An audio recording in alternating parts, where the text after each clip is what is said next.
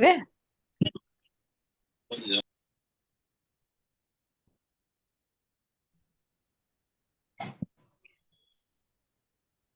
सभी को जय जिनेन्द्र। आज हमारी कलम ग्रंथ की क्लास है और हम शुरुआत करते हैं नौकार मंत्र से। सभी हाथ जोड़ लीजिए और नौकार मंत्र, अब हम नकार मंत्र बोलें। नमो अरिहंताणं, नमो सिद्धाणं, नमो आयर्याणं, नमो वज्रायणं, नमो लोये सब साहुणं। ऐसो पंच नमोकारो सवे पावपनासनो लानं च सवेसिं परमं हवै मंगलम। तो जैसा कि आप सब जानते हैं कि अभी हमारी करम ग्रंथ 1 की ऑनलाइन के लिए हम सब जुड़े हैं। प्लीज अपने आप को म्यूट कर लीजिए ताकि हम आगे सर को सुन पाए और जो इन्फॉर्मेशन मैं देने जा रही हूँ वो आप लोग को के पास पहुंच जाए। प्लीज म्यूट कर लीजिए। तो जैसा कि हम सभी को पता है कि एग्जाम होने वाला है 22 सितंबर को 1 बजे से लेकर 4 बजे तक। इसी चैट में, ग्रुप की चैट में आपको व्हाट्सएप ग्रुप का लिंक दिया गया है जिसमें इन्फॉर्मेशन आएगी इस एग्जाम से रिलेटेड। तो आप वो ग्रुप ज्वाइन करना चाहें तो उसका लिंक चैट बॉक्स में है। अगर आपने वैसे किसी ने भी फॉर्म नहीं भरा है तो उस फॉर्म का लिंक भी चैट बॉक्स में है। और अगर किसी ने कल का सेशन मिस कर दिया था और आज का सेशन भी किसी कारण से अटेंड नहीं कर पा रहे हैं तो ये सारे सेशंस यूट्यूब पे अपलोड किए जाएंगे। यूट्यूब के चैनल का लिंक भी चैट बॉक्स में दिया हुआ है, आप एक बार इन्हें देख लीजिए। Yeah, caption for what other people say appears here. Don't. Do not ask again. Don't. तो जैसे कि हमारे पूर्व राष्ट्रपति अब्दुल कलाम जी का कहना है कि कभी जूझना नहीं छोड़ना चाहिए। जब तक आप अपना निर्धारित स्थान नहीं प्राप्त कर लें तब तक हमें उस लक्ष्य को देखते रहना चाहिए, उसकी तरफ बढ़ते रहना चाहिए। जीवन में एक लक्ष्य बनाएं और लगातार ज्ञान प्राप्त करते रहें। कड़ी मेहनत करें और लगन से महान जीवन को प्राप्त करें। अध्ययन और ज्ञान प्राप्ति का परिश्रम तो हम सभी कर रहे हैं। हम इस ऑनलाइन सेशन से जुड़े हैं, अध्ययन कर रहे हैं और कर्म ग्रंथ पढ़ रहे हैं। इसके लिए आप सभी की बारंबार अनुमोदना। लेकिन उस अध्ययन का असली फल तभी प्राप्त होगा जब हम ये परीक्षा देंगे। परीक्षा से हमें घबराना नहीं है, उसे जीतना है और उससे आगे निकलना है। गुरुजन फरमाते हैं कि परीक्षा देने से जैन सिद्धांतों का क्रमिक अध्ययन होता है जिससे दुर्लभ सम्यक दर्शन की प्राप्ति होती है। इससे तत्व का बोध होता है जिससे सम्यक ज्ञान और सम्यक श्रद्धा में वृद्धि होती है। और तो और परीक्षा से महान कर्म निर्जरा तो होती ही है। इसलिए पीछे ना हटिए और जिन शासन की महती प्रभावना करने का ये अवसर अपने हाथों से जाने नहीं दीजिए। अपने जीवन में ज्ञान के सूर्य को उदित कीजिए और जीवन को उसके समय उजाले से सराबोर करिए। इसलिए मेरा बारंबार सभी से अनुरोध है कि एग्जाम जरूर दें। फॉर्म अगर आपने नहीं भरा है तो फॉर्म आप अभी भी भर सकते हैं। सेंटर आपके आसपास ही होगा, जहां कहीं 10 जने भी एग्जाम देने वाले होंगे वहां पे सेंटर बनाया जाएगा। तो सभी से अनुरोध है कि इसमें बढ़ चढ़कर हिस्सा लें और इस एग्जाम को सभी लोग दें।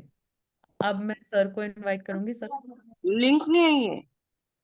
लिंक चैट बॉक्स में है, मैं वापस से सेंड कर देती हूँ। आप प्लीज सब लोग म्यूट कर लीजिए।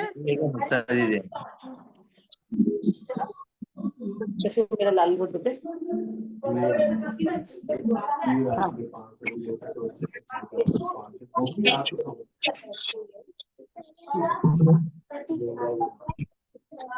जय जिनेन्द्र। जय जिनेन्द्र। जय जिनेन्द्र। कल हमने करम ग्रंथ की भूमिका रखते हुए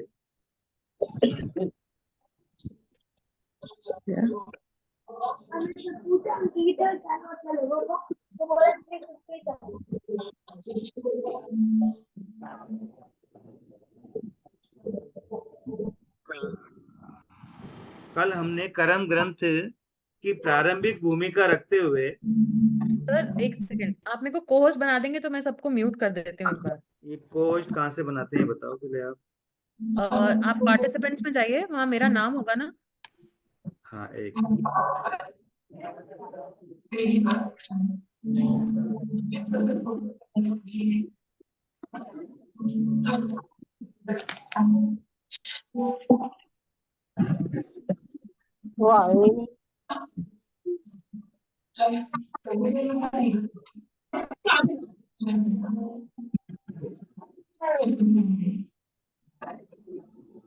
क्या बोलते, वो क्लास शुरू हो गई है।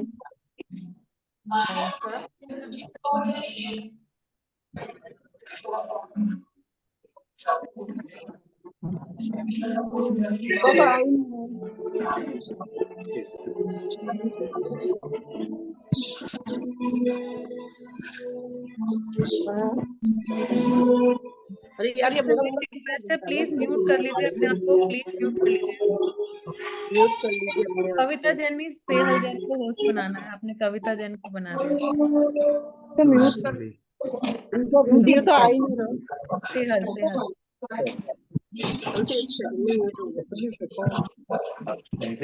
ले लो ले लो मेरे को बस वो लाल वाला वो दे दे।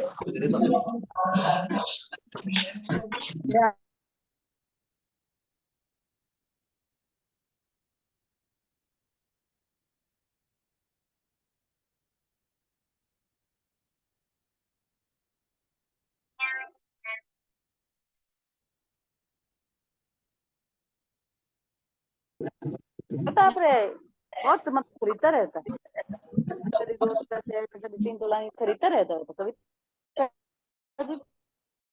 अरे ये वीडियो नहीं आ रहा।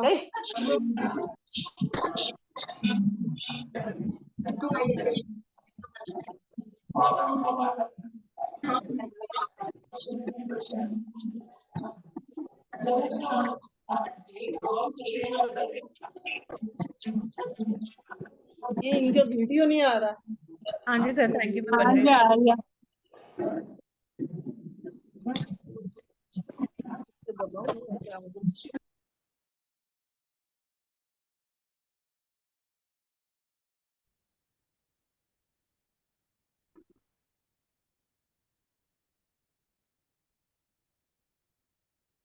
जय जिनेन्द्र, हाँ जी कल सर, हम सुन। हमने हाँ कल हमने कर्म ग्रंथ की भूमिका रखते हुए कर्म किसे कहते हैं, कर्म जड़ और जीव, इसका कर्म का जीव के साथ किस प्रकार से संबंध होता है, उसके बारे में विस्तृत रूप से चर्चा की थी। कर्म का और जीव का जो अनादि संबंध है, उस संबंध को हम किस प्रकार तोड़ करके और सिद्ध बुद्ध मुक्त हो सकते हैं, इसके बारे में भी चर्चा की थी।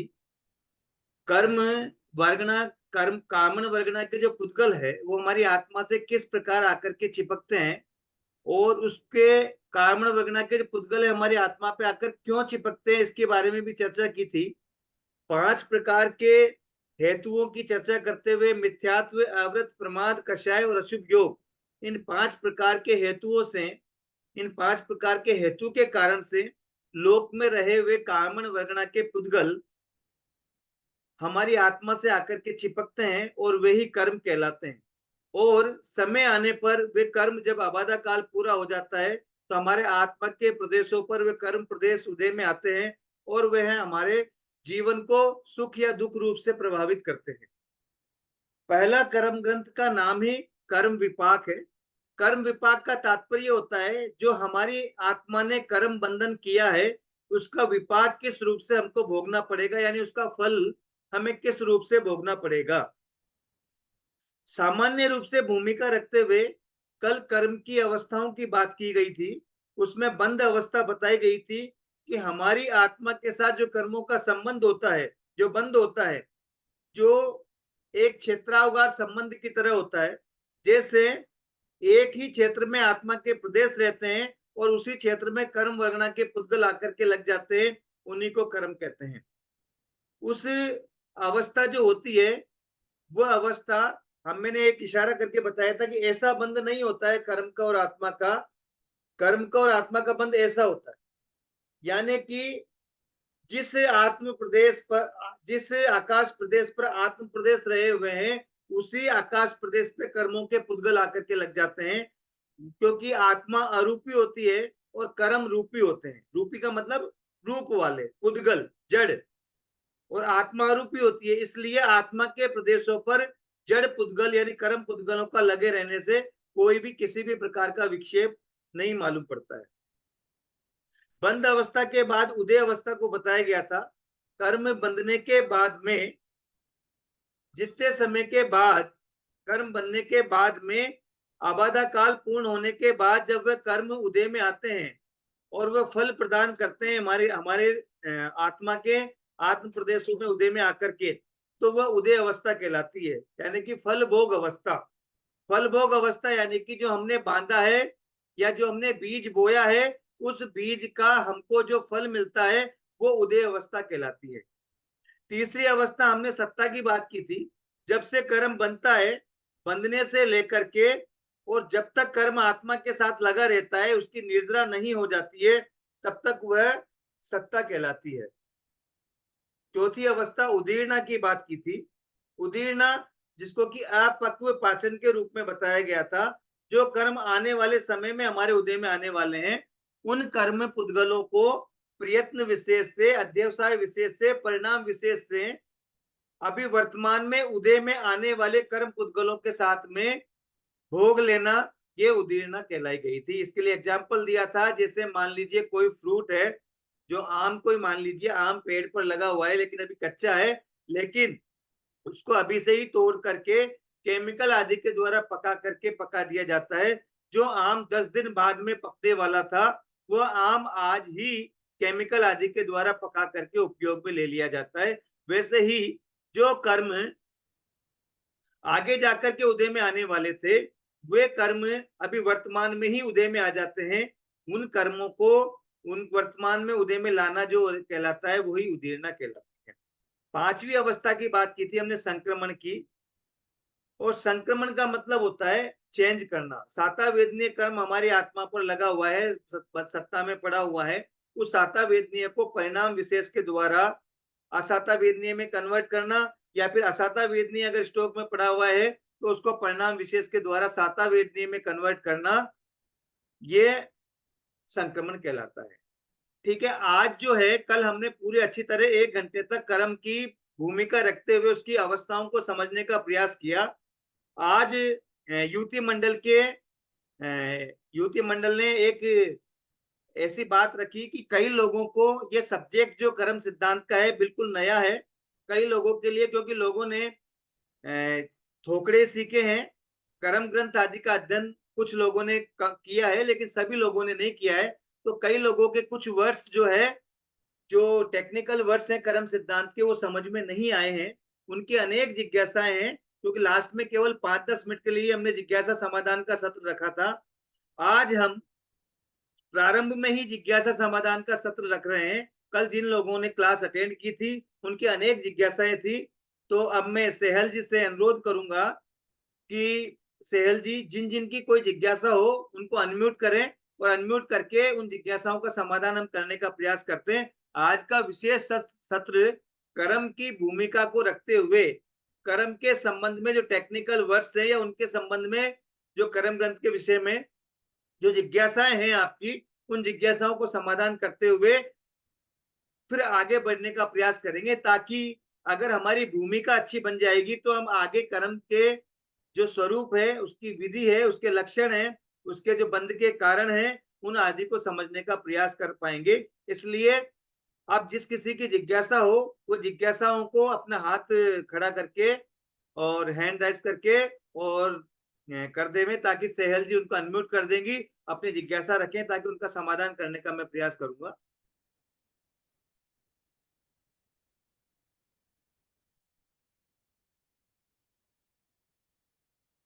सेहल जी विशेष ध्यान देवें।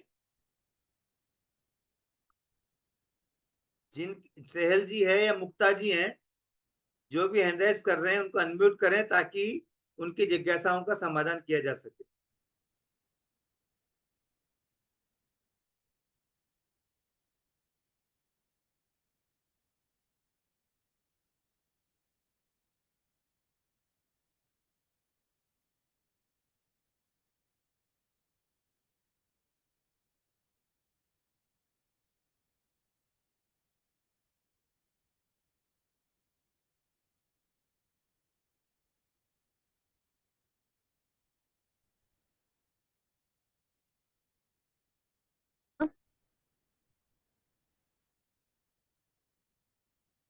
हेलो। हाँ साहब, जय जिनेन्द्र। तो जैसे हाँ। हम असाता वेदनीय के कर्म कर सकते हैं, मतलब हम एक ही कर्म की प्रकृतियों को आपस हैं, जैसे दर्शनावर्ण की प्रकृति है, क्या निद्रा निद्रा आपस में हाँ बिल्कुल, आपकी आवाज कट रही है, लेकिन मैं आपका प्रश्न को समझ गया हूँ। आप कह रहे हैं कि एक ही कर्म की प्रकृतियां जो है उनको हम चेंज कर सकते हैं, कि बिल्कुल कर सकते हैं। जैसे वेदनीय पर कर्म की साता वेदनीय असाता में कन्वर्ट हो सकती है। नाम कर्म हाँ, की जो 93 प्रकृतियां हैं, 93 जो प्रकृतियां हैं, वो भी आपस में कन्वर्ट हो सकती हैं, चेंज हो सकती हैं। आयु कर्म में ये थोड़ा सा आयु कर्म का संक्रमण नहीं होता है। जब संक्रमण का विषय हम पूरी तरह से पढ़ेंगे, अभी हम कर्म ग्रंथ पढ़ रहे हैं। संक्रमण के हाँ, कई अपवाद होते हैं, उन अपवादों की हम्म, चर्चा अभी हम नहीं करेंगे, क्योंकि हम पहला कर्म ग्रंथ पढ़ रहे हैं। संक्रमण का जो पूरा अधिकार है वो पंच संग्रह का 7वें भाग में दिया हुआ है। वो पंच संग्रह के अच्छा, 7वें भाग में संक्रमण का विशेष विवेचन किया गया है। उसमें संक्रमण के अपवाद हैं, जैसे कि मूल कर्मों में आपस में संक्रमण नहीं होता है, आयुष्य कर्म में आपस में संक्रमण नहीं होता है, दर्शन मोने का चैत्र मोने में संक्रमण नहीं होता है, चैत्र मोने का दर्शन मोने में संक्रमण नहीं होता है। ऐसे कई अपवाद हैं, लेकिन उनकी चर्चा हम अभी नहीं करेंगे, क्योंकि सबके लिए यह कठिन हो जाएगा। हम अभी वर्तमान में कर्म ग्रंथ की चर्चा करेंगे। अभी सामान्य रूप से जान लेवे, संक्रमण का मतलब होता है चेंज करना। कर्म की प्रकृतियां, जो सजातीय प्रकृतियां होती हैं, उन सजातीय प्रकृतियों को जब चेंज कर दिया जाता है, साता का असाता में कन्वर्जन, असाता का साता में कन्वर्जन, उच्च गोत्र का नीच गोत्र में, नीच गोत्र का उच्च गोत्र में, मति गानावन का शुद्ध गानावन आदि में, शुद्ध गानावन का मति गानावन आदि में जो चेंज होता है वो संक्रमण कहलाता है। धन्यवाद सर, धन्यवाद।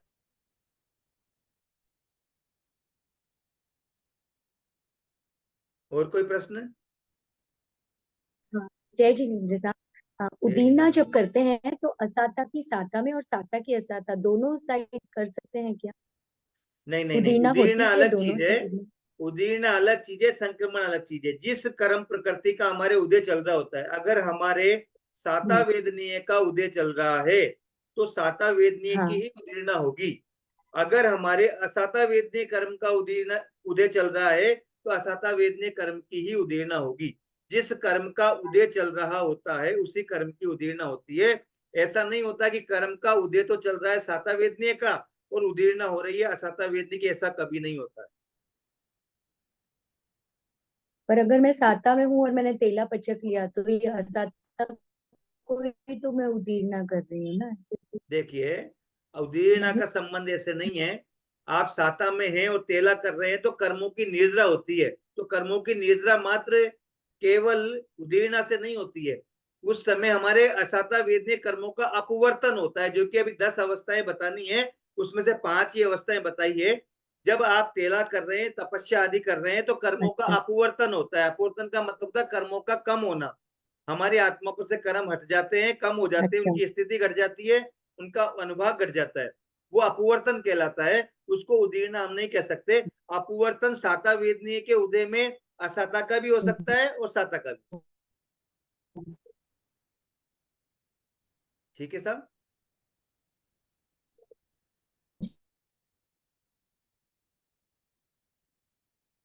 और कोई प्रश्न? जय जिनेन्द्र भैया। जय जिनेन्द्र। सत्ता की परिभाषा में एक वर्ड यूज किया हुआ है, अकर्म, यानी कि क्षय और निर्जरा होने के बाद जो कर्म हटा, तो उस कार्मण वर्गणा के पुद्गल का क्या होता है? कोई और जीव उसे कार्मण वर्गणा के रूप में ही ग्रहण करता है या वो वर्गणा चेंज हो जाती है? ये अकर्म रूप जो वर्ड लिखा है ना, इसलिए पूछा मैंने। देखिए, पूरे लोक में 8 प्रकार के पुद्गल बताए गए हैं। वैसे तो क्या पुद्गल के पुद्गल ही होते हैं, पूरे लोक में पुद्गल है। उन पुद्गलों के उनके पावर के हिसाब से, उनके इंटेंसिटी के हिसाब से 8 विभाजन कर दिए गए। जैसे एग्जाम्पल के रूप में आप 100 श्राविकाएं हैं, उन 100 श्राविकाओं का डिवाइडेशन कर दिया जाए कि मान लीजिए हाँ, अलग एग्जाम्पल अलग के रूप में, वर्गणा, अलग हाँ, अलग वर्गणा में बिल्कुल सही है, तो लेकिन जो जैसे अकर्म रूप वर्ड है। हाँ, आप मेरी बात पूरी सुन लीजिए एक बार। तो जो 8 प्रकार की वर्गणाएं बनती है, संसार में जितने भी पुद्गल है उनको 8 प्रकार से डिवाइडेशन कर दिया। अब वो जो कार्बन वर्गणा की पुद्गल हैं, उन कार्बन वर्गणा के पुद्गल जो हैं, उन कार्बन वर्गणा के पुद्गलों को आत्मा जब राग द्वेष की परिणति करके और आत्मा से जब कार्बन वर्गणा के पुद्गल आकर के चिपक जाते हैं वो फिर कर्म कहलाते हैं। वो कार्बन वर्गणा नहीं है, आप ध्यान रखना, वो वर्गणा नहीं है। उस अच्छा। कार्बन वर्गणा के पुद्गल जब आत्मा से लग जाते हैं, चिपक जाते हैं, तो वे उसे कर्म कहलाते कर्म हैं, कहते हैं। उन्हें कर्म कहते हैं। अब ये कर्म जब तक आत्मा पर चिपके रहेंगे, लगे रहेंगे, जब तक आत्मा पे लगे रहेंगे ये कर्म कहलाएंगे। और जैसे ही आत्मा से ये निर्जरा हो जाती है कर्मों की, उदय में आकर के ये आत्मा से अलग हो जाते हैं, ये अकर्म कहलाते हैं। अकर्म यानी वो वापस पुद्गल हो गए, अब वे कार्बन वर्गणा के पुद्गल हो गए। और वो कार्बन वर्गणा के पुद्गल की इंटेंसिटी अगर बढ़ जावे तो औदारिक व्यक्ति आदि में भी परिवर्तित हो सकते हैं। इसलिए हाँ। आत्मा पर से और हटने के साथ ही वे कर्म के पुद्गल अकर्म पुद्गल कहलाते हैं। बिल्कुल कृपा करिए, समझ आया। और कोई प्रश्न?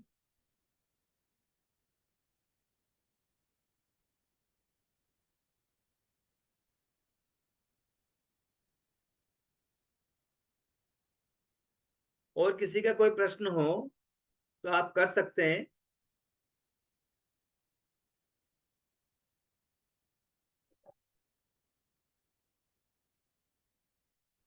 मैं आपसे प्रश्न कर लेता हूं, एक उसको समझाने का प्रयास करूंगा कि आत्मा ज्यादा शक्तिशाली है या कर्म ज्यादा शक्तिशाली है। बहुत ही अच्छा जवाब दिया है, आत्मा शक्तिशाली है। सभी आत्मा शक्तिशाली कह रहे हैं, लेकिन अगर आत्मा शक्तिशाली है तो ये कर्म हमको नचा कैसे रहे हैं? आत्मा शक्तिशाली है, ये मैंने कल बताया था आपको। शक्तिशाली तो आत्मा ही है, लेकिन इस आत्मा को भी ये वर्तमान में कर्म नचा रहे हैं। और हम इन कर्मों के कारण ही 4 गति 24 दंडक 84 लाख जीव योनि में भटक रहे हैं। ध्यान में रख लें, 4 गति 24 दंडक में जो भटकाने का मुख्य कारण कर्म है, वो हमको क्यों भटका रहा है, क्यों नचा रहा है, उसके लिए एक छोटा सा एग्जाम्पल कर्म साहित्य में पढ़ने को मिलता है। जंगल का राजा शेर है, पेड़ के नीचे गहरी नींद में सोया हुआ है। जंगल का राजा शेर पेड़ के नीचे गहरी नींद में सोया हुआ है। पेड़ के पास एक चूहे का बिल था, चूहे के बिल से चूहा निकलता है और शेर के ऊपर आकर के बैठ जाता है। और बैठ जाता है और जोर जोर से चिल्लाने लगता है, देखो मैंने शेर को जीत लिया, शेर को जीत लिया। वास्तव में क्या चूहे ने शेर को जीत लिया है? नहीं, शेर को चूहे ने नहीं जीता है, शेर अभी सोया हुआ है। इसलिए चूहा भी उसके ऊपर चढ़ करके क्या बोलता है कि मैंने देखो शेर को जीत लिया है। लेकिन अगर शेर की आंख खुल जाएगी ना, तो चूहा 1-2 किलोमीटर दूर नजर आएगा, भाग जाएगा। क्यों भाग जाएगा? क्योंकि शेर अब जग चुका है। बस वैसे ही ये कर्म रूपी चूहे हमारे ऊपर राज करके बैठे हैं। तो कब तक राज करके बैठे हैं? जब तक हमारी शेर, हमारी आत्मा रूपी जो शेर है वो सोया हुआ है। हम अभी वर्तमान में मोह के बंधनों में, परिवार के बंधनों में, संसार के बंधनों में इस तरीके से सोए हुए हैं, हम इतने मोही बने हुए हैं। इस कारण से कर्म रूपी जो चूहे हैं वो हमारे ऊपर राज कर रहे हैं। कर्म हमको नचा रहे हैं, हमको भटका रहे हैं। क्यों भटका रहे हैं? क्योंकि वर्तमान में हमारी आत्मा कर्मों के अधीन बनकर, मोही बनकर के वो सोई हुई है। जब हमारी आत्मा जागृत हो जाएगी तो कर्म रूपी चूहे 1-2 किलोमीटर दूर नजर नहीं आएंगे। हमारी आत्मा से दनादन कर्मों की निद्रा हो जाएगी। हम देख रहे हैं हमारे आचार्य भगवंत को, हमारे संत भगवंतों को, हमारी महासती वृंद को, वे उनकी आत्मा जागृत हुई और आत्मा जागृत हुई तो विरक्त अवस्था प्राप्त करके और उन्हें दीक्षा ग्रहण की और वे कर्म के समूह को दनादन तोड़ते हुए जा रहे हैं। अब उनके कर्म कमजोर पड़ रहे हैं क्योंकि उनकी आत्मा जागृत है। बस तो हम भी ध्यान रखें, जब तक हमारा मन संसार के कार्यों में रचा पचा है, जब तक हम राग द्वेष की प्रवृत्ति निरंतर दिन रात कर रहे हैं, जब तक कर्म हमारे ऊपर राज करेंगे। और जिस दिन हम जागृत हो जाएंगे, हम जाग जाएंगे, उस दिन ध्यान रखना, उस दिन कर्म के जो पुद्गल हैं वो हमारी आत्मा से हटते हुए देर नहीं लगेगी। इसलिए ताकतवर तो आत्मा ही है, शक्तिशाली तो आत्मा ही है, लेकिन उस आत्मा जब ही शक्तिशाली है जब जागृत है। अगर आत्मा सोई हुई है तो वो आत्मा अगर सोई हुई है तो कर्म ज्यादा शक्तिशाली बन जाते हैं। इसलिए ध्यान रखें, आत्मा को जागृत करें। आत्मा को जागृत करने पर कर्म शक्तिशाली नहीं रह पाते हैं, और उनका जो भी आत्माएं जागृत हुई है उन्होंने कर्मों को काटकर सिद्ध दशा को यानी भगवत दशा को प्राप्त किया है। अब एक प्रश्न और होता है, कार्मण वर्गणा के पुद्गल जो हैं वो किसी भी प्रकार का कोई घात नहीं करते हैं, कोई हमारा नुकसान नहीं करते हैं। इन संसार में जो पूरे लोक में कार्मण वर्गणा के पुद्गल हैं वो किसी भी प्रकार से हमारा नुकसान करने वाले नहीं है। लेकिन इनको ताकत कब मिलती है? जब ये आत्मा से संबंधित हो जाते हैं। कार्मण वर्गणा के पुद्गलों को ताकत जब भी प्राप्त होती है जब ये कार्मण वर्गणा के पुद्गल हमारी आत्मा से चिपक जाते हैं, तब इनमें शक्ति उत्पन्न हो जाती है। इनमें प्रकृति, स्थिति, अनुभाग और प्रदेश की शक्ति के कारण से फिर ये हमारी आत्मा को नचाते हैं, भटकाते हैं। आपने देखा भी होगा, मदिरा जो होती है ना, वो मदिरा बोतल को प्रभावित नहीं करती है। आपने देखा होगा शराब है, शराब जो है वो शराब की बोतल रहती है, तो शराब की बोतल नाचती नहीं है। शराब की बोतल के अंदर शराब रहती है, लेकिन शराब की बोतल को नशा नहीं आता है। कभी शराब की बोतल अपने आप नहीं गुड़कती है। लेकिन वही शराब जब व्यक्ति अपने अंदर ग्रहण कर लेता है, उसको पी लेता है, तो व्यक्ति नाचने लगता है। बस तो वही ध्यान रखिए, ये कार्मण वर्गणा के पुद्गल जब तक लोक में विद्यमान है तब तक किसी भी प्रकार से हमारे लिए घातक नहीं है। लेकिन जब हमने इसको ग्रहण कर लिया, कार्मण वर्गणा के पुद्गलों को हमने आत्मा पर चिपका लिया, और ये सबसे बड़ी बात ध्यान रखिए, ये कार्मण वर्गणा के पुद्गल बिन बुलाए नहीं आते हैं। ये हमारे बहुत महंगे मेहमान। ये कार्मण वर्गणा के जो पुद्गल है ना, ये जो कर्म है ना, ये महंगे मेहमान है। महंगे मेहमान का मतलब समझते हो ना, जो बुलाने से ही आते हैं, बिना बुलाए नहीं आते। ये बिना बुलाए आने वाले ये कर्म पुद्गल नहीं है, ये बुलाने पर आते हैं। इसको हम बुलाते कैसे हैं? हम राग द्वेष की परिणति करके, मोह का वातावरण बना करके, और मिथ्यात्व, अव्रत, प्रमाद, कषाय और अशुभ योग की प्रवृत्तियां करके, और हम इनको इनविटेशन देते हैं। तो ये हमारी राग द्वेष की प्रवृत्ति के कारण से, मिथ्यात्व, अव्रत, प्रमाद, कषाय, अशुभ योग की प्रवृत्ति के कारण से ये हमारी आत्मा पे आकर के लगते हैं। अगर हम राग द्वेष की प्रवृत्ति नहीं करें, अगर हम मिथ्यात्वादी हेतुओं का सेवन नहीं करें, तो ये कार्मण वर्गणा के पुद्गल हमारे पास नहीं आते हैं। हम देखते हैं हमारे सिद्ध भगवंत को, वो भी इसी लोक के अग्रभाग पर विराजमान है, लेकिन उनके भीतर से किसी भी प्रकार की राग द्वेष की प्रवृत्ति नहीं होती है। इस कारण से कार्मण वर्गणा के पुद्गल वहां पर भी है, लेकिन उनकी आत्मा के साथ नहीं चिपकते हैं। यानी कि हम राग द्वेष की प्रवृत्ति करके, हम मिथ्यात्व, अव्रत, प्रमाद, कषाय, अशुभ योग की प्रवृत्ति करके हम इनको इनविटेशन देते हैं, इनको बुलाते हैं, इनको इनवाइट करते हैं। इसलिए ये कार्मण वर्गणा के पुद्गल फिर हमारी आत्मा पर आकर लग जाते हैं।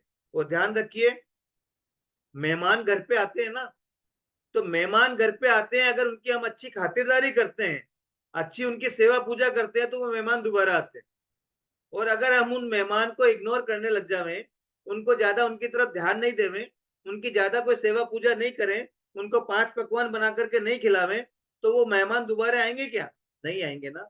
बस ये कर्म पुद्गल भी हमारी आत्मा पर आ तो गए हैं, अब इन हम कर्म पुद्गलों की ज्यादा सेवा चाकरी नहीं करेंगे, इनकी ज्यादा खातिरदारी नहीं करेंगे, तो ये कर्म पुद्गल उदय में आकर के झड़ जाते हैं और ये दोबारा उदय में नहीं आते। इसलिए कर्म के उदय में, जब भी कर्म का उदय आता है, कर्म जैसा चाहता है वैसा हमको नहीं करना है। कर्म का उदय, असाता वेदने का उदय आया, तो वो असाता वेदने का उदय आएगा तो हमारे शरीर में दुख दर्द का वातावरण बन जाएगा, दुख दर्द उत्पन्न हो जाएंगे। उस समय पर कर्म चाहता है कि इस दुख की स्थिति में यह आत्मा राग द्वेष की परिणति करे, हाय तौबा करे और बिल्कुल असहनीय तड़पता रहे। बस इस तरीके से हम करते हैं और कर्म चाहता है वैसा का वैसा ही हम कर लेते हैं और आगामी काल के लिए नवीन कर्मों का बंद कर लेते हैं। लेकिन अगर हम दुख की स्थिति में समता रखते हैं, अगर दुख की स्थिति में समता रखते हैं, ज्ञाता दृष्टा भाव रखते हैं और समत्व भाव रखते हैं, तो फिर हमारे नए अशुभ कर्मों का या नए असाता वेदनीय कर्मों का बंद नहीं होता है। इसलिए ध्यान रखें, हम जो कर्म उदय में हमारे आ रहे हैं उनकी ज्यादा खातिरदारी नहीं करें, हम बिल्कुल समता से कर्मों के उदय को सहन करें। अगर हम अच्छी उपलब्धि प्राप्त करते हैं तो अहंकार में फूले नहीं, और अगर हम पतन की तरफ गिर रहे हैं, नीचे की तरफ गिर रहे हैं, तो दीनता प्रकट नहीं करें, समता से सुख दुख दोनों परिस्थितियों को सहन करने का प्रयास करें, ज्ञाता दृष्टा भाव से उन कर्म के उदय को कर्म के उदय में ला करके कर्म पुद्गलों को निर्जित करने का प्रयास करें। अगर हम इस तरीके से हमारी साधना बढ़ाएंगे तो कर्म जो है वो शक्तिहीन हो जाएंगे और दोबारा हमारी आत्मा पर आकर के नहीं लगेंगे। अभी वर्तमान में तो क्या हो रहा है, कर्म का बंद हुआ, उन बंधे हुए कर्मों का उदय आया, उस उदय में हम प्रभावित हुए और वापस नए कर्म बंध गए। बस कर्म का बंद, उन कर्मों का उदय, उन उदय के कारण नए कर्मों का बंद, फिर वो नए कर्म जो वापस उदय में, फिर वो नए कर्म का जो उदय आया उससे वापस हम प्रभावित हो गए तो वापस नए कर्मों का बंद हो गया। ये सर्कल चल रहा है। कर्म के बंद के होने के बाद कर्म का उदय आता है, उस कर्म के उदय में हम समता नहीं रखते हैं, ज्ञाता दृष्टा भाव नहीं रख पाते हैं, इस कारण से नए कर्मों का बंद हो जाता है, फिर वो नए कर्म बंद का वापस उदय आता है, फिर उस नए कर्म के बंद का उदय आया उसमें भी हम समता नहीं रख पाते। इस तरीके से सर्कल चल रहा है। अनादि काल से हम कर्म बंद करके उन कर्म का उदय करके निद्रा भी करते हैं, नया नया कर्म बंद भी करते हैं, और ये नया कर्म बंद करते हुए हम अनादि काल से संसार में भटक रहे हैं। अनेक प्रश्न कर्म साहित्य में हमारे पास में उपस्थित होते हैं। ध्यान रखें, कर्म सिद्धांत हमको एक सोच देता है, एक दृष्टि देता है, एक निमित्त उपादान की दृष्टि है। हम क्या करते हैं, जब भी हमारे साथ कुछ गलत होता है हम निमित्त को दोष देने लग जाते हैं, लेकिन कर्म सिद्धांत कहता है कि कभी भी निमित्त जो है वो दोषी नहीं होता है। अगर आपका खुद का उपादान यानी आपके कर्म अच्छे हैं तो कोई भी आपको खराब, आपके लिए खराब नहीं कर सकता, और यदि आपके कर्म खराब है तो आपका जो दोस्त है वो भी आपके लिए खराब कर सकता है। इसके लिए एक एग्जांपल लेते हैं। अगर आपके अकाउंट में बैलेंस है, अगर आपके अकाउंट में बैलेंस है तो बैंक कैशियर भले ही दुश्मन हो लेकिन उसको आपको पैसा देना पड़ेगा। अगर मान लीजिए आपके अकाउंट में बैलेंस है यानी आपके अच्छे कर्म हैं, तो बैंक कैशियर भले ही दुश्मन हो उसको भी आपको पैसा देना पड़ेगा। आप जब जाओगे तो उसको पैसा देना पड़ेगा क्योंकि आपके अकाउंट में बैलेंस है। लेकिन अगर आपके अकाउंट में बैलेंस नहीं है तो बैंक कैशियर आपका बेटा भी होगा तो भी आपको पैसा नहीं दे पाएगा। तो इसलिए ध्यान रखें, हमारा उपादान अगर मजबूत है तो चाहे सारा जग बेरी बन जावे तो भी हमारे लिए अच्छा ही होगा, और अगर हमारा उपादान कमजोर है, अशुभ कर्मों का ज्यादा बंद किया हुआ है, ज्यादा हमारी सत्ता में है, तो सारा का सारा जग मेरा मित्र बन जावे तो भी मेरा कल्याण करने वाला नहीं। ये कर्म सिद्धांत हमको एक दृष्टि प्रदान करता है। जो वर्तमान में स्थितियां बनती है, जो लड़ाई झगड़े का कारण बनता है कि हम किसी भी परिस्थिति में दूसरे को दोष देना करना चालू कर देते हैं। हम अगर रोड पर जा रहे हैं, रोड पर अगर पत्थर पड़ा हुआ है, उस पत्थर की ठोकर से अगर अपन गिर गए तो हम पत्थर को दोष देना चालू कर देते, कभी ये नहीं सोचते कि मेरे अशुभ कर्म उदय में आए, इस कारण से मेरे को ये चोट लगी है। तो बस ध्यान रखें, ये कर्म सिद्धांत हमको एक नई दृष्टि प्रदान करता है जिसको कि हम एक ऐसी उपादान दृष्टि कहते हैं जिसमें निमित्त को निर्दोष बताया जाता है और अपने जो अशुभ कर्म है उनका ही दोष कहा जाता है। और उस दृष्टि को अगर हम अपना लेते हैं तो हमारे कर्मों की निर्जरा होते हुए भी देर नहीं लगती है। सामान्य रूप से कर्म की चर्चा कर रहे हैं। कल हमने 5 अवस्थाओं की बात की थी, बंध, उदय, उदीर्णा, सत्ता और संक्रमण। मैं आज 2 अवस्थाओं की ओर बात कर लेता हूं, उद्वर्तन और अपवर्तन। ठीक है ना। उद्वर्तन और अपवर्तन भी कर्म की ऐसी ही अवस्था है। किसी के कोई प्रश्न हो ना तो हैंड राइज कर दें, उसको मैं अनम्यूट कर दूंगा ताकि वो प्रश्न कर ले में, क्योंकि ये कर्म सिद्धांत है। अगर आप जब तक इनके टेक्निकल वर्ड्स को समझने का प्रयास नहीं करेंगे तब तक आप आगे की जानकारी भली प्रकार से नहीं कर पाएंगे, आप नहीं समझ पाएंगे। क्योंकि जैसे उद्वर्तन है, अपवर्तन है, संक्रमण है, ये ऐसे वर्ड्स हैं जो हमारे सुनने में कम आते हैं। इन शब्दों का उपयोग हमारे मतलब व्याख्यान, प्रवचन आदि में भी कम ही होता है, इसलिए उन शब्दों को समझना हमारे लिए जरूरी होता है। अगर उन शब्दों के अर्थ को, भावार्थ को अगर हम अच्छी तरह समझ लेंगे तो फिर आगे के लिए कर्म सिद्धांत समझना हमारे लिए इजी हो जाए। तो उद्वर्तन किसको कहते हैं? जो कर्म हमने बांधा है, जो कर्म हमने बांधा है वो कर्म जो है वो हमारे परिणाम विशेष से, अध्यवसाय विशेष से जब उसके अनुभाग और स्थिति में बढ़ोतरी हो जाती है तो उसको उद्वर्तन कहा जाता है। जैसा कि कल मैंने एक एग्जांपल दिया था आपके सामने कि मैं बाजार गया और 3 व्यक्तियों के मैंने थप्पड़ मारी। एक व्यक्ति को थप्पड़ मार करके आया, उसके लिए मैंने कहा था कि आज तो मुझे मौका मिला था, आज तो मैं उसके 2-4 और जमा देता। अगर मेरे को वो उस समय थप्पड़ मारने से जो मेरे कर्म बंधा था असाता वेदनीय, घर आकर के मैंने अपने परिणामों को और बिगाड़ा और बिगाड़ करके मैंने कहा कि आज तो मुझे मौका मिला था, कोई भी उसके साथ नहीं था, वो अकेला था, इसलिए आज तो मैं उसके 2-4 और जमा देता। ये कह करके ये मन में विचार ला करके मेरे परिणामों को बिगाड़ करके मैंने उस समय पर जो स्थिति और अनुभाग उस असाता वेदनीय कर्म का बांधा था उसको यहाँ पर स्थिति और अनुभाग को मैंने बढ़ा दिया। ये जो मैंने स्थिति और अनुभाग को बढ़ाया है ये उद्वर्तन कहलाता है। ध्यान रख लें, उद्वर्तन यानी कर्म के स्थिति और अनुभाग में बढ़ोतरी करना। ठीक है ना। जैसे एग्जाम्पल के रूप में एक पिताजी ने अपने बेटे को 1 लाख रुपए दे दिए। ठीक है ना। एक पिताजी थे, एक सेठ था, उस सेठ के 3 पुत्र थे। उन 3 पुत्रों को उसने क्या किया, 1-1 लाख रुपए तीनों को दे दिए और 1-1 लाख रुपए तीनों को देने के बाद में कहा कि भाई तुम 1 महीने तक इन 1 लाख रुपए से बिजनेस करो, जो भी करना है करो, मेरे को 1 महीने के बाद में इसका रिजल्ट ला करके दिखा देना। पहला बेटा जो था उसने क्या किया, 1 लाख रुपए जो थे उसमें 1 महीने तक उससे एक अच्छी इनकम करी और 1 लाख को उसने 1.25 लाख रुपए कर दिया। 1 महीने के बाद वो लेकर के आता है तो 1.25 लाख रुपए ला करके पिताजी को देता है। ये उद्वर्तन कहलाता है। उसने उस पैसे में बढ़ोतरी करी। वैसे ही जो हमारी आत्मा पे जो कर्म बंध हुआ है उस कर्म बंध का जो स्थिति और अनुभाग है, उस स्थिति और अनुभाग में जब हम बढ़ोतरी कर देते हैं परिणाम विशेष के द्वारा, अध्यवसाय विशेष के द्वारा, तो वह उद्वर्तन कहलाता है। दूसरा बेटा जो था उसको 1 लाख रुपए दिए, उसने जो बिजनेस किया उसके घाटा लग गया और उसने पिताजी को लाकर के 90,000 रुपए ही वापस दिए। तो ये क्या हो गया, अपवर्तन हो गया। जो कर्म मैंने बांधा था, जैसे कल एग्जांपल दिया था कि मैंने किसी को थप्पड़ मारा एक व्यक्ति को और मेरे अनुभाग और स्थिति का जो असाता वेदनीय कर्म बंधा, लेकिन घर आकर के मैंने पश्चाताप किया, मैंने सोचा कि मैंने गलती कर दी और गलती कर उस व्यक्ति की कोई गलती नहीं थी, मैंने जबरदस्ती उसको थप्पड़ मार दी और आगे से मैं ऐसी गलती नहीं करूंगा, मैं उससे क्षमा कामना करता हूँ। तो मैंने क्या किया, उस समय जो असाता वेदनीय कर्म का स्थिति और अनुभाग जो बांधा था उस स्थिति और अनुभाग को मैंने कम कर दिया। ये जो मैंने स्थिति और अनुभाग को कम किया ये अपवर्तन कहलाता है। जैसे वो बेटा 1 लाख रुपए का लेकर के गया था और वापस ला करके उसने 90,000 रुपए ही पिताजी को वापस दिए, उसने घटा दिया, उन पैसे की जो रकम थी उसको घटा दिया। वैसे हमने जो कर्म बंद किए हैं उस कर्म बंद के स्थिति और अनुभाग को कम कर देना ये अपवर्तन कहलाता है। और ये भी ध्यान रखिए ये अपवर्तन जो होता है ना ये बहुत अच्छा और कारगर होता है। क्यों? क्योंकि अपवर्तन करके ही यह जीव मोक्ष जाता है।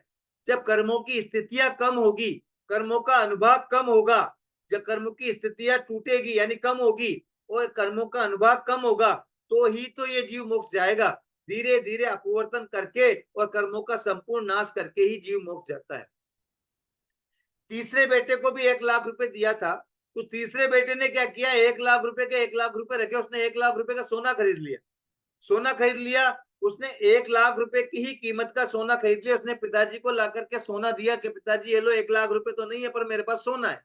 उसने क्या कर दिया, 1 लाख रुपए को चेंज कर दिया, उसने सोने में कन्वर्ट कर दिया। बस वैसे ही जो हमारे कर्म पुद्गल हमारी आत्मा पर लगे हुए हैं उनको हम सजातीय प्रकृति में अगर कन्वर्ट कर देते हैं, ये जैसे साता वेदनी हमारे स्टॉक में है उस साता वेदनी को हम असाता वेदनी में कन्वर्ट कर दें, या स्टॉक में असाता वेदनी है उसको साता वेदनी में कन्वर्ट कर दें, या उच्च गोत्र स्टॉक में उसको नीच गोत्र में कन्वर्ट कर दें, या नीच गोत्र स्टॉक में उसको उच्च गोत्र में कन्वर्ट कर दें, ये संक्रमण कहलाता है। तो उद्वर्तन, अपवर्तन और संक्रमण और उदीर्णा ये 4 मुख्य रूप से करण कहलाते हैं। वैसे तो क्या है पूरे के पूरे अपने 10 अवस्थाएं बताई गई है। उन 10 अवस्थाओं में से उदीर्णा आंशिक रूप से ही कारगर होती है, किसी भी कर्म की स्थिति को तोड़ने में सक्षम नहीं है। वह केवल क्या करती है, कर्म के कुछ पुद्गलों को उठा करके आगे उदय में लेकर के आती है, लेकिन जो अपवर्तन होता है वो कर्म के पूरी की पूरी स्थिति को उड़ा देता है। जैसे कल एक एग्जाम्पल दिया था, 1 लाख रुपए मैंने 1 तारीख को मेरे पास इनकम हुई, मेरा वेतन मुझे मिला, 1 लाख रुपए वेतन मिला, मैंने उसको खर्च करने के लिए 2 तारीख से लेके 30 तारीख तक जमा दिया। जैसे 2 तारीख को 2,000 खर्च करूंगा, 3 तारीख 1 तारीख को अगर जो चेक मिला है 1 तारीख को तो खर्च कर नहीं सकते, क्योंकि वो चेक जमा होगा बैंक में और वापस जब कैश आएगा तो 2 तारीख हो जाएगी। यानी 1 तारीख को तो आबादा काल रहा, 1 तारीख को मेरे को चेक मिला 1 लाख रुपए का वेतन का, 1 तारीख को मैंने उसको खर्च नहीं किया, 2 तारीख से लेकर 30 तारीख तक मैंने वो पैसे जमा दिए मतलब सेट कर लिया माइंड में कि 2 तारीख को 2,000 खर्च करूंगा, 3 तारीख को 2,000 खर्च करूंगा, 4 तारीख को 5,000, 5 तारीख को 6,000, ऐसे करके मैंने पूरे 1 लाख रुपए 2 तारीख से लेकर 30 तारीख तक अपने मन में डिसाइड कर लिया कि मैं इस प्रकार से खर्च करूंगा। 15 तारीख के दिन जो मुझे मान लीजिए 5,000 रुपए खर्च करने हैं, उन 5,000 रुपए में से मैं 1,000 रुपए उठा करके अगर मैं 5 तारीख को खर्च कर देता हूं तो ये कहलाती है उदीर्णा। और यदि 15 तारीख को 5,000 रुपए जो खर्च करने थे वो 5,000 रुपए पूरे के पूरे ही उठा करके और मैं आज खर्च कर दूं तो वो कहलाता है अपवर्तन। यानी कि 15 तारीख को खर्च करने के लिए मेरे पास कुछ भी पैसा नहीं रहा, तो 15 तारीख का अगर पैसा नहीं रहा तो वो खिसक जाएगा, और वो जो 29 दिन में पैसा खर्च करने था वो केवल 28 दिन का ही पैसा रह जाए। इसलिए ध्यान रखें, अपवर्तन में पूरे की पूरी कर्म स्थिति को उड़ा दिया जाता है, लेकिन उदीर्णा में तो कुछ कर्म के पुद्गल ही आकर के और उदय में आते हैं। इसलिए ज्यादा जीव के लिए लाभकारी अपवर्तन है, उदीर्णा ज्यादा लाभकारी नहीं है। ज्यादा लाभकारी क्या है, ज्यादा लाभकारी क्या है, अपवर्तन। अपवर्तन से क्या होती है, पूरी की पूरी स्थिति उठ जाती है। अगर मान लो आपने 10 साल की कोई कर्म की स्थिति बांधी हुई है तो उसकी 9 साल की स्थिति ही रह गई है, तो वो अपवर्तन से कम होती है। लेकिन उदीर्णा से तो 10 साल की स्थिति 10 साल की ही रहेगी, केवल 10 साल में जो पुद्गल जमे हैं उनमें से कुछ पुद्गल उठ करके और अभी वर्तमान में उदय में आ जाएंगे। इसलिए उदीर्णा ज्यादा लाभकारी नहीं है, ज्यादा लाभकारी क्या है, अपवर्तन है। आज हम मेन मुख्य रूप से जिज्ञासा समाधान का सत्र है आज का। तो जिज्ञासा समाधान के सत्र में अगर किसी की कोई और जिज्ञासा हो तो वो पूछ सकता है, यहाँ पे हैंड राइज कर रखा है। तो कोई की और भी जिज्ञासा हो कर्म से संबंधित तो पूछ ले में। हाँ जय जिनेंद्र। जैसे उदीना को तो अपन अलग अलग गुण स्थानों तक बताते हैं ना, इतने गुण स्थान तक उदीना इतनी इनकी हो सकती है, तो ऐसे उद्वर्तन अपवर्तन और संक्रमण का क्यों नहीं बताया गया है कुछ?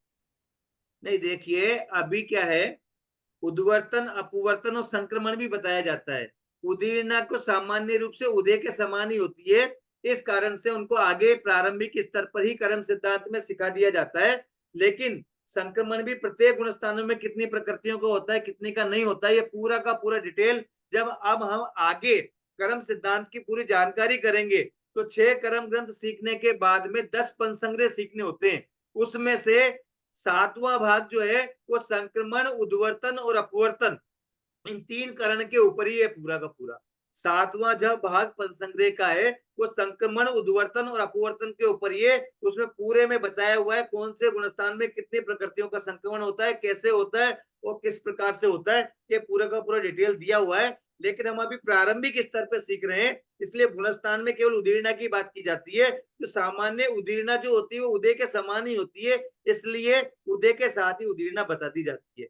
इसलिए प्रारंभिक स्तर पर हम सीख रहे हैं, इसलिए संक्रमण, उद्वर्तन, अपवर्तन की ज्यादा डिटेल आपको अभी हमको जो है अभी पता नहीं है। आगे हम जब सीखते सीखते आगे पहुंचेंगे तो संक्रमण, उद्वर्तन, अपवर्तन भी प्रत्येक गुणस्थानों में बताया गया है। बहुत बहुत धन्यवाद। और कोई प्रश्न?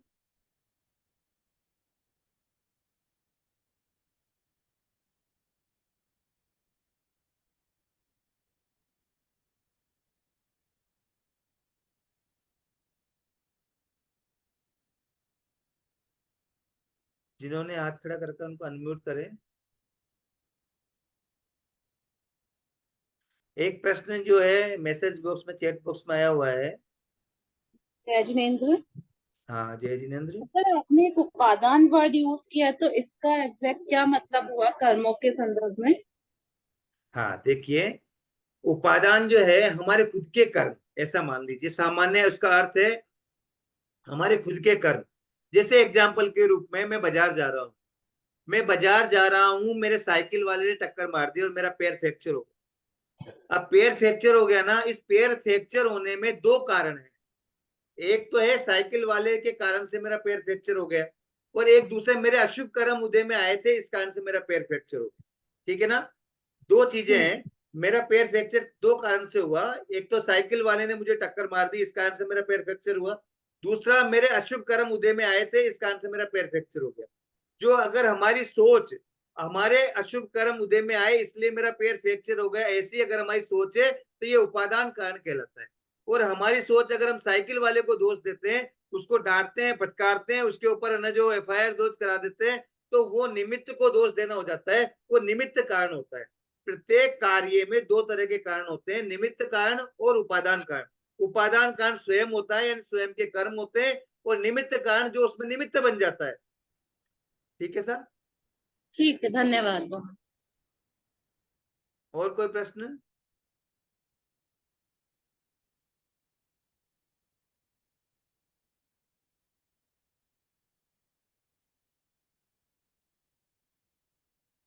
अनम्यूट करें जो भी हैंड रेज कर रहे हैं उनको।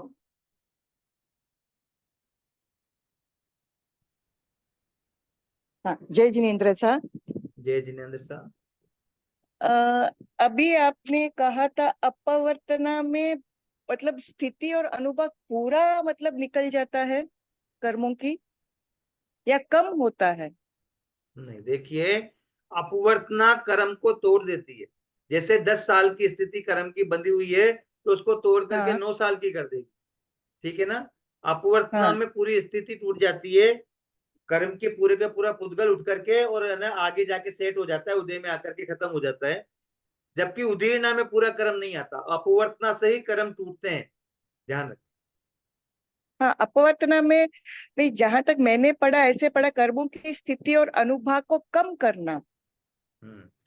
कर्म की स्थिति और हाँ, कर्म की स्थिति और अनुभव कम, कर्म की स्थिति को कम करने का मतलब क्या कहलाएगा? हाँ, कम मतलब अगर वो 100 है तो 70, 80, 50, 90 ऐसे। ये तो प्रदेशघात हो गया। अगर वह स्थिति 100 साल की है तो वो 90 साल की रह जाएगी, तो अपवर्तना होगी, है ना। 100 साल की स्थिति जो है, उस कर्म की स्थिति 100 साल की है, तो वो 90 साल की रह गई, तो वो अपवर्तना कहलाएगी। अगर उसके 100 पुद्गल हैं और वो 90 पुद्गल रह गए, ये प्रदेशघात कहलाता है, ये अपवर्तना नहीं कहलाता। ठीक है सर? हाँ, वैसे भी अपवर्तना उद्वर्तना में तो प्रदेशघात होता ही नहीं, स्थिति और अनुभव का ही इससे संबंधित है ना? हाँ बिल्कुल। तो स्थिति कम हो जाती है, अनुभव कम हो जाता है। और ध्यान रखना, कोई भी कर्म अगर तोड़ना होता है ना, आपके एक स्पेशल चीज ध्यान में ले लें, किसी भी कर्म को हमारी आत्मा से हटाना है, तोड़ना है, कर्म काटने, तो उसका पहले अनुभव कम किया जाता है। कैसे कम किया जाता है? मान लीजिए एक संयुक्त परिवार है, एक संयुक्त परिवार है, 4 भाइयों का संयुक्त परिवार है, और चारों भाइयों में विशेष प्रेम है, बहुत जबरदस्त प्रेम है, और पूरा का पूरा परिवार एक साथ खाना खाता है। उस परिवार में 40 मेंबर हैं, और 40 मेंबर में एक ही चूल्हा जलता है, पूरे साथ में प्रेम से रहते हैं पूरे परिवार में। अब उस परिवार को तोड़ना है तो सबसे पहले क्या करना पड़ेगा? मान लो कोई दुश्मन है उस परिवार का, और वो परिवार का दुश्मन क्या चाहता है कि ये परिवार को मैं बिखेर दूं, इसके अलग अलग टुकड़े कर दूं। तो वो पहले एक भाई को पकड़ेगा, एक भाई को पकड़ करके उसको भड़काएगा, उसको भड़का करके क्या कहेगा, तेरे दूसरे भाई है ना, वो तेरी बुराई करते हैं, वो तेरे को बिल्कुल भी नहीं चाहते हैं, तेरे साथ गलत करते हैं, ऐसे उसको भड़काएंगे। उसके भीतर जो बाकी 3 भाइयों के प्रति या बाकी सदस्यों के प्रति जो प्रेम का रस रहा हुआ है, उस प्रेम के रस को कम कर देंगे। ठीक है, ऐसे कैसे दूसरे भाई को, ऐसे कैसे तीसरे भाई को, ऐसे कैसे चौथे भाई को, वो भड़का करके उनका प्रेम का रस कम कर देंगे। और धीरे धीरे जब मेंबर्स, जो परिवार के संयुक्त परिवार के मेंबर्स हैं, उनका प्रेम का रस, जो आपस का वात्सल्य है, आपस में जो आपस में बॉन्डिंग है, सौहार्द है, वो सारा का सारा रस जब कम हो जाता है ना, तो फिर छोटा सा एक निमित्त मिलता है और आपस में पूरे घर में दीवारें खड़ी हो जाती है और परिवार बिखर जाता है। ठीक है ना, बस वैसा का वैसा ही हम उस परिवार को तोड़ने के लिए उन सदस्यों के बीच में आपस में प्रेम को कम करना होता है। उसी प्रकार से हमारी आत्मा पर जो कर्म के वृंद लगे हुए हैं, कर्म के पुद्गल लगे हुए हैं, उन कर्म के पुद्गलों को हमारी आत्मा से हटाने के लिए उस कर्म के पुद्गलों को बिखेरने के लिए, यानी हमारी आत्मा से हट जावे, कमजोर पड़ जावे, उसके लिए हमको क्या करना पड़ता है, उसका जो रस है यानी उसका जो अनुभाग है, उस अनुभाग को कम करना पड़ता है। और धीरे धीरे अनुभाग कम होगा ना तो कर्म बिखर जाएगा और कर्म के पुद्गल धनाधन धनाधन आत्मा से हट जाएंगे और कर्म की निद्रा हो जाएगी। ये अनुभाग का कम होकर के वो कर्म को तोड़ना कहलाता है, इसको अपवर्तन कहते हैं। कर्मों को तोड़ना मतलब कर्म निकल गए पूरी तरह से, है ना? हाँ बिल्कुल। तो उसको तो हम निर्जरा कहेंगे और क्षय कहेंगे, फिर अपवर्तन अपवर्तन कैसे? होने आप अभी तक हाँ अपवर्तन जब कर्म का होता है ना, ध्यान रखिए, हाँ कर्म का अपवर्तन होने का मतलब क्या है, जो आपके 10 साल पहले, यानी मैंने आपको बताया था एग्जाम्पल कि 15 तारीख को 5,000 रुपए खर्च करने, पूरे के पूरे 5,000 रुपए उठाए और 5 तारीख को खर्च कर दिए, ठीक है। अब 15 तारीख को एक भी पैसा खर्च करने को नहीं बचा, ठीक है साहब। तो 5 तारीख को उठा, लेकिन 5,000 रुपए उठाकर आपने खर्च कब किए हैं? 5 तारीख को। तो 5 तारीख को जो खर्च होंगे उन कर्मों की पुद्गलों की निद्रा तो 5 तारीख को होगी ना। तो अपवर्तन किया जाता है ना, उन पुद्गलों की निद्रा होती है उदय में ला करके, ठीक है साहब। अपवर्तन जिन पुद्गलों का किया जाता है उनका उदय में ला करके निद्रा होती है, इसलिए कर्म टूटते हैं। हम बोलते भी इसी चीज को कि कर्म अच्छा, जो है मतलब वो साइड टूट बाय रहे हैं। साइड ये भी, साइड बाय साइड ये भी हो जाता है, ऐसा ऐसा देखिए मानना? ध्यान रखना, प्रत्येक कर्म उदय में आकर के ही निर्धारित होता है। तो कर्म जो हाँ कट रहे हैं ना, वो कटने का मतलब ये है कि उदय में आकर के खत्म हो रहे हैं। बस फर्क इतना है, अगर हमारे सामान्य रूप से हम कोई पुरुषार्थ नहीं करेंगे तो हमारे 100 पुद्गल कट रहे हैं, और ज्यादा पुरुषार्थ करेंगे तो 1,000 पुद्गल कट रहे हैं। तो हम जो अपवर्तन आदि के द्वारा कर्म पुद्गलों को उदय में ला करके खत्म कर रहे हैं ना, वो हजारों पुद्गलों को काट रहे हैं, हजारों पुद्गलों को खत्म कर रहे हैं। इसलिए अपवर्तन ज्यादा लाभदायक कहलाता है। अच्छा ठीक है, एक और।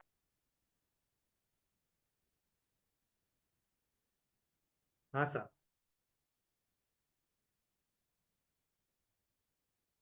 और कोई प्रश्न?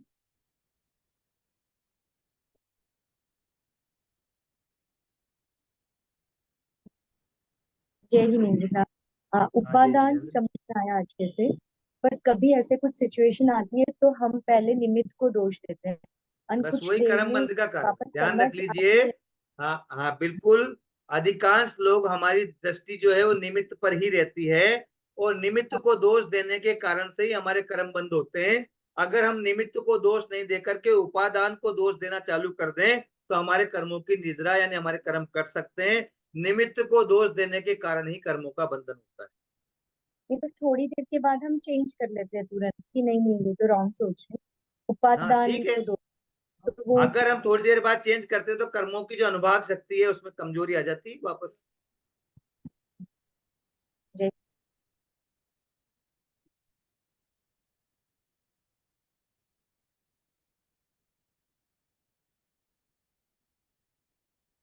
और कोई प्रश्न?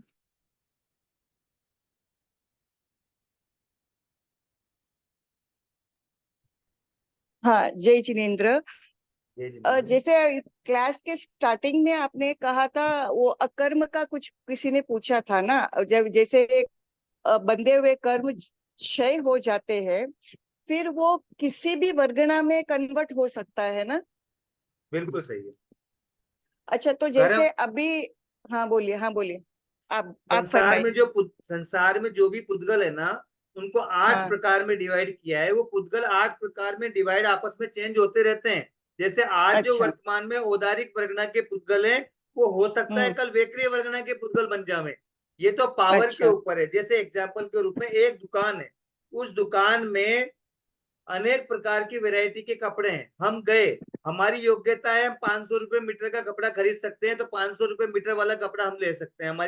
हमारे उसमें 500 मीटर हमारी रेंज में है, 500 रुपए मीटर वाला। कोई दूसरा व्यक्ति आता है, 1,000 रुपए मीटर वाले कपड़े की रेंज है उसकी, तो वो खरीद सकता है। किसी की 50 रुपए मीटर वाले की रेंज है तो 50 रुपए मीटर वाला खरीद सकता है। बस ये ध्यान रख लीजिए, पूरे लोक में जो पुद्गल हैं उनकी जो इंटेंसिटी होती है, उन इंटेंसिटी के आधार पर जो है वो 8 प्रकार के पुद्गल होते हैं। आज किसी की इंटेंसिटी ज्यादा है तो वो औदारिक वर्गना का है, कल उसकी इंटेंसिटी कम हो गई तो वह औदारिक वर्गना से वेक्री वर्गना में, आहारक वर्गना में, कामण वर्गना में परिवर्तित भी हो सकता है। मतलब स्वतः ही होते रहते हैं, स्वाभाविक से ही ना, ऐसे बिल्कुल, पुद्गल का तो पुद्गलों में परिवर्तन चलता रहता है। इनमें अच्छा। मिलने और बिछुड़ने का गुण होता है। हाँ, आपने हाँ, इसी गुण के कारण ऐसे होता रहता है ना। बिल्कुल, इनके मिलने और बिछुड़ने का संगात और भेद, इनके दो गुण हैं, हाँ, संगात और हाँ, भेद, और भेद और संगात, ये तीन प्रकार से इनका मिलना बिछुड़ना चलता रहता है। इस कारण से इनमें इंटेंसिटी में, पावर में कमजोरी, कमी बेसी आती रहती है। पंच संग्रह के पांचवें और छठे भाग में इनका अच्छा विवेचन है, इनके स्नेह हनु आदि के रूप।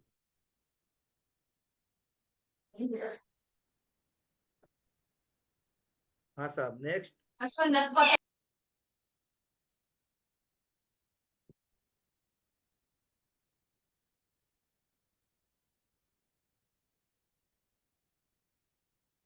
Next question.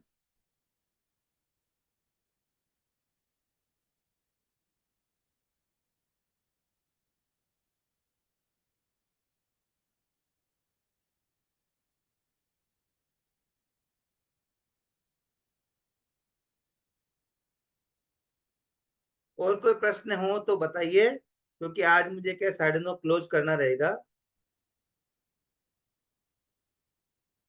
केवल 7 मिनट अपने पास है, 7 मिनट और अपन चर्चा कर सकते हैं।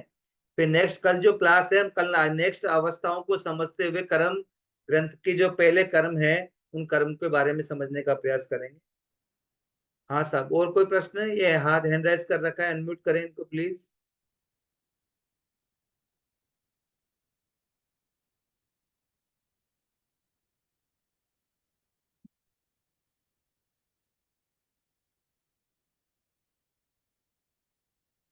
एक प्रश्न इसमें आ रहा है मैसेज बॉक्स में, आवलिका की स्थिति को बतावें। आवलिका की स्थिति, आवलिका जो होती है ना, वो असंख्यात समय की एक आवलिका होती है। आवलिका जो होती है वो असंख्यात समय की एक आवलिका होती है। एक समय जो है वो काल का सबसे सूक्ष्म विभाग है, और असंख्यात समय मिलकर के एक आवलिका कहलाती है। वो आवलिका भी इतनी सूक्ष्म होती है, उसको एक सेकंड जो है ना, उस एक सेकंड का लगभग है ना, जो 6,000वां भाग मान लो आप, लगभग 5-6,000वां भाग, यानी एक सेकंड से भी बहुत सूक्ष्म होती है। लगभग हजारों, 5,000, लगभग 5,000वां भाग मान लो इतना। हाँ, एक सेकंड में दिया है, इन्होंने प्रमाण दे दिया 5,825, यानी मैंने लगभग 6,000 बोला था, तो लगभग 5,825वां भाग जो एक सेकंड का होता है ना, वो एक आवली का होता है। इतना सूक्ष्म होता है, काल बहुत सूक्ष्म होता है। तो उसमें असंख्यात समय का होता है, एक सेकंड का 5,825वां भाग, और वो भी कितने समय का है? असंख्यात समय का। इसलिए इतना सूक्ष्म एक आवली का होता है। और कोई प्रश्न?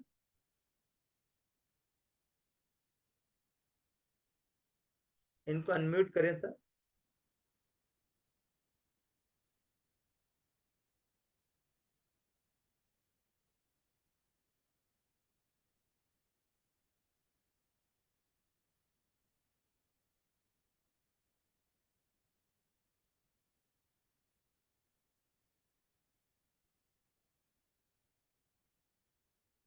कल हम उद्वर्तन अपवर्तन के साथ ही कर्म की 3 अवस्थाएं और हैं, उपशम,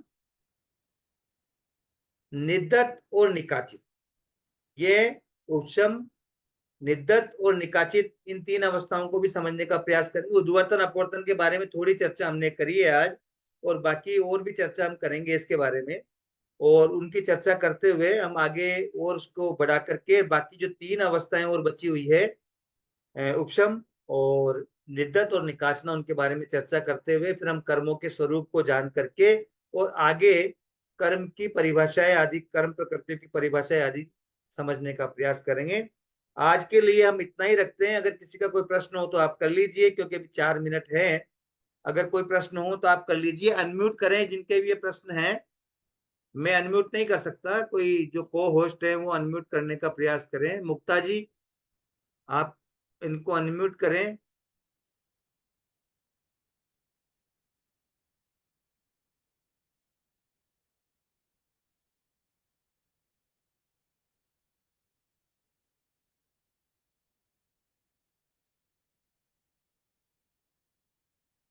अगर अनम्यूट नहीं है तो आप मैसेज बॉक्स में प्रश्न भेज देंगे। अनम्यूट शायद को होस्ट जो है अभी एक्टिव नहीं है।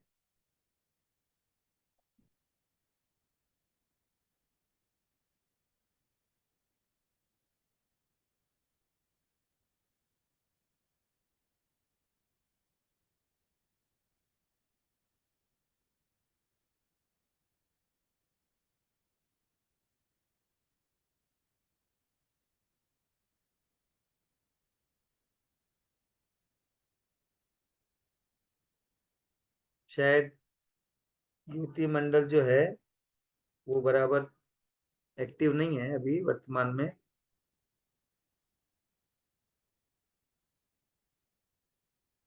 हाँ, एक प्रश्न किया है, भगवान महावीर ने जो कर्म काटे वो अपवर्तन है या उदीर्णा है? देखो, कर्म जो करते हैं ना वो अपवर्तन से ही करते हैं। उदीर्णा से तो मात्र कर्मों की कुछ कर्म जो उदय में आकर के निर्जय हो जाती है। मैंने 3-4 बार पहले वैसे भी बोल दिया है, मैं वापस बोल रहा हूँ, कर्म की उदीर्णा से विशेष फायदा नहीं होता है। कर्म का अपवर्तन करना पड़ता है, कर्मों को तोड़ना पड़ता है पूरी तरह से, उससे ही फायदा होता है ज्यादा। और कर्म टूटेंगे जब ही जाकर के फायदा हो, कर्म के अपवर्तन से जो ही फायदा होता है, उदीर्णा से ज्यादा फायदा नहीं होता है। हाँ, इसलिए अब मैं आज की क्लास को इतना ही रखता हूँ, क्योंकि कल अपन को कंटिन्यू करना है। कल हम आगे बढ़ने का प्रयास करेंगे। आज हमने कल का ही जो सब्जेक्ट था उसी को ही ज्यादा करने का प्रयास किया, इसलिए अब आगे की क्लास हम कल पूरी आगे समझने का प्रयास करेंगे। जय